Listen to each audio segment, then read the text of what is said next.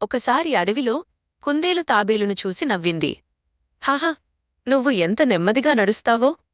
అసలు నువ్వు ఎప్పుడైనా గమ్యాన్ని చేరుకుంటావా? అంది. అప్పుడు తాబేలు శాంతంగా అంది.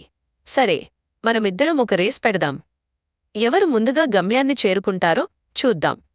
దానికి కుందేలు సంతోషంగా అంగీకరించింది. ఇలా రేస్ మొదలైంది. కుందేలు చాలా ఫాస్ట్గా పరిగెత్తి తాబేలును చాలా దూరం వెనక్కి వదిలేసింది.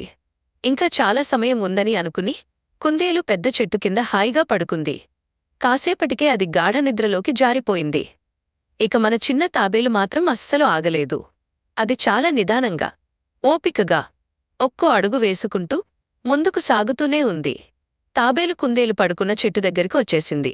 నిద్రపోతున్న కుందేలును చూసి కూడా ఆగకుండా అలాగే ముందుకు సాగిపోయింది. ఇక కొద్దిసేపటి తర్వాత కుందేలుకి హఠాత్తుగా మెలకువ వచ్చింది. అయ్యో, చాలాసేపు పడుకున్నట్టు ఉన్నానే అని కంగారుగా గమ్యం వైపు పరుగెత్తింది. కాని అప్పటికే ఆలస్యమైపోయింది. మన చిన్న తాబేలు అందరికంటే ముందే గమ్యాన్ని చేరుకుని హ్యాపీగా గెలిచేసింది.